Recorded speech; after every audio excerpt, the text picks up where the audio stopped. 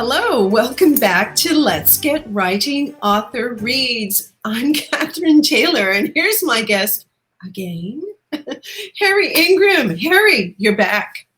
I am back indeed, yeah. We were having such a great reading of your recitations, and I looked up and you were frozen. Yeah, well, I as well looked up and you were frozen. So I didn't know if it was at my end or yours.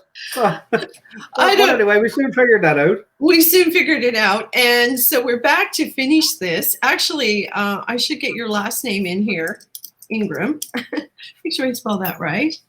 And there we go. Whoop, there we go. There's your last name. And so what happened was that something happened and you never did get back that day. So folks, no, it was about 4 hours later before my internet was restored. Wow. It was the whole area. We got a letter of apology from Rogers saying sorry about the inconvenience. So, oh my goodness. Well, Rogers, you know what?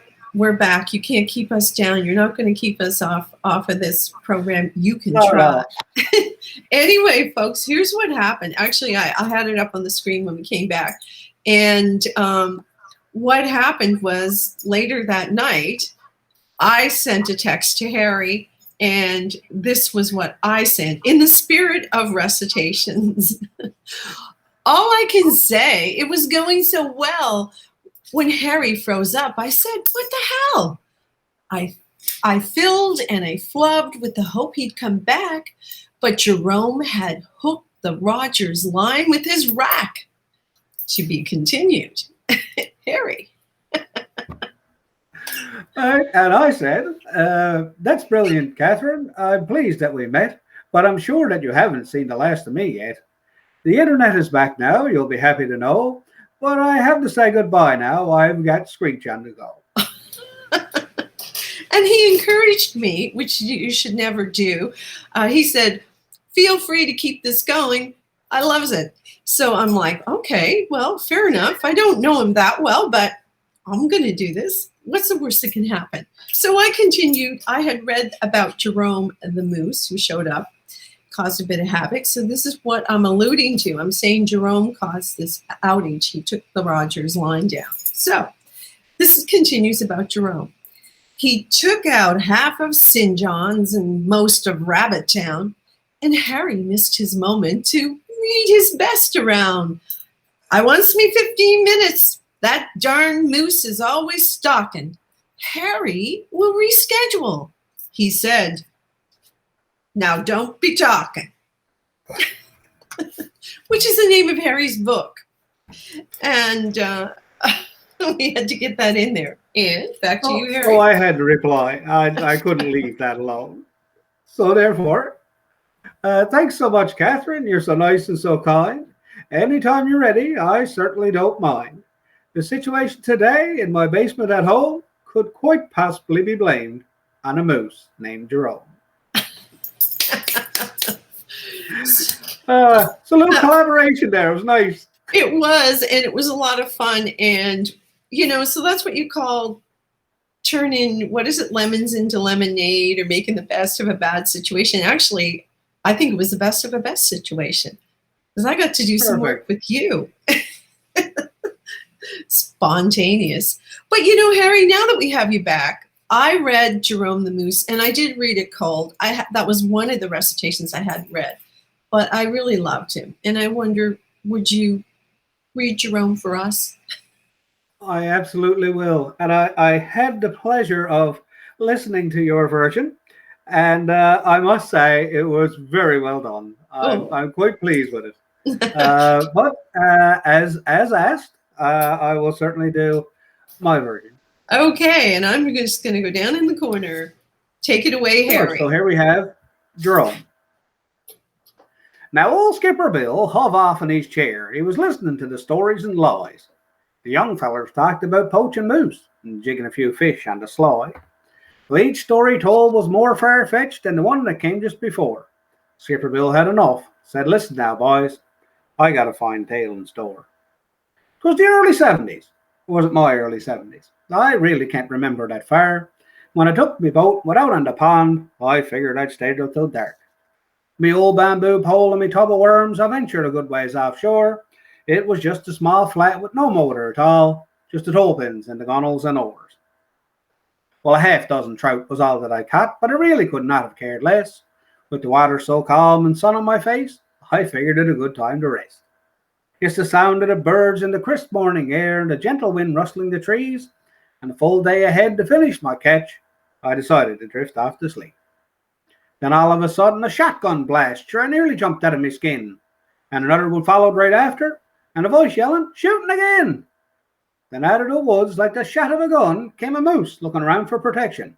Well, he looked all around, he looked up and he looked down, like a CFA looking for directions.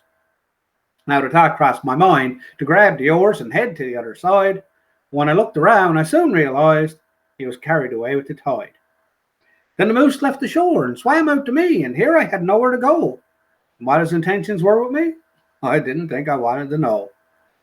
But it wasn't what you'd think, though, at all. As I stared in the face of this moose, he seemed to say, "Buddy, I need some help." I said, "Yes, buddy, me too."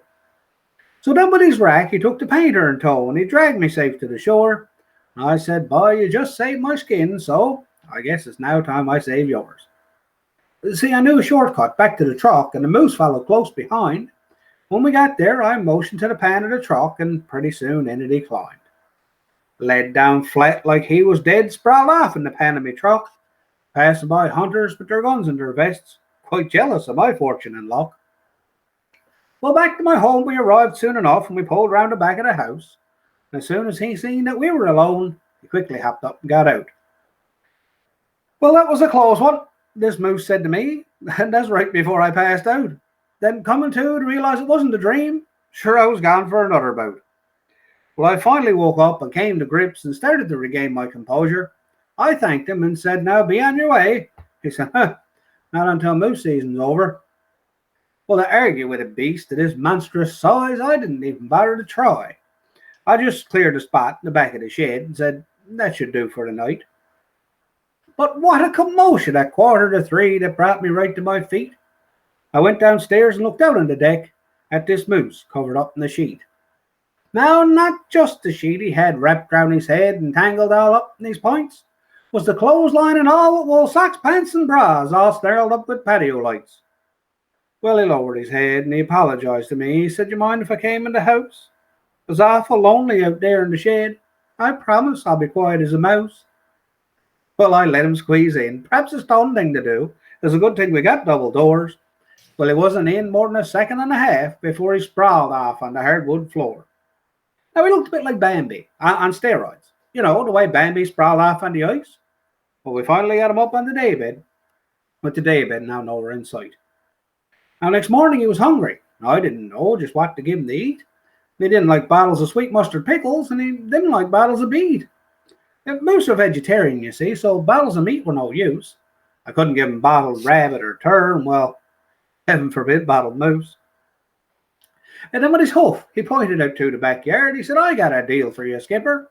You won't have them all for as long as I'm here. Just don't try to feed me them flippers." So with his diet sorted and lodging somewhat, for work I tried not to be late. Around break time I stopped to check the news. There's a moose down Kitty Vitty Lake.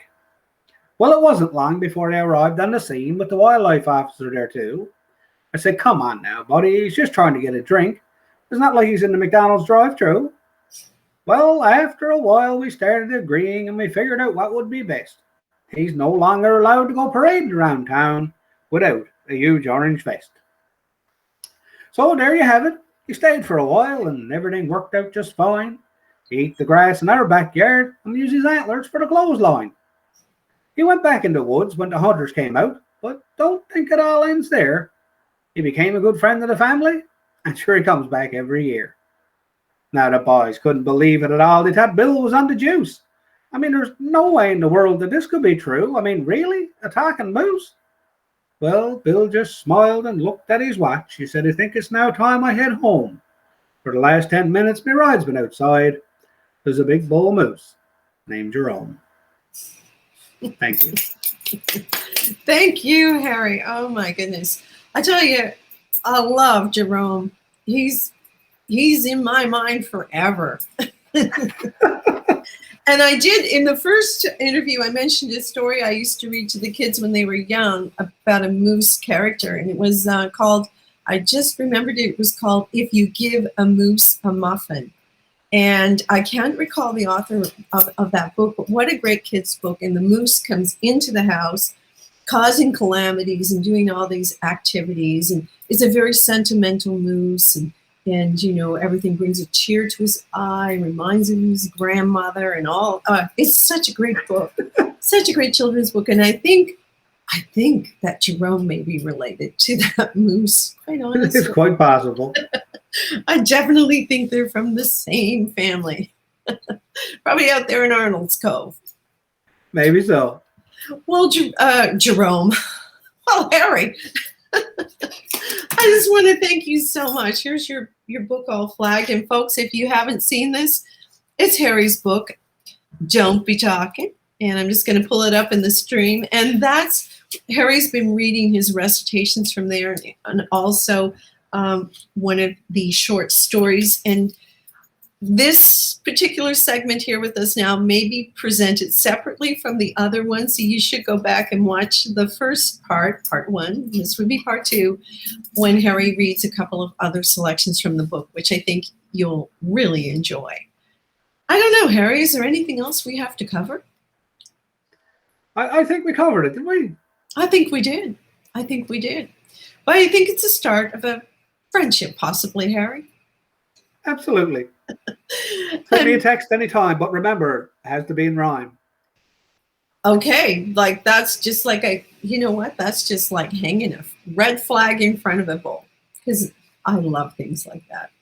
So maybe we'll end up writing a recitation about what happened with our show, and I'll do a verse, you'll do a verse. We'll see. Stay tuned.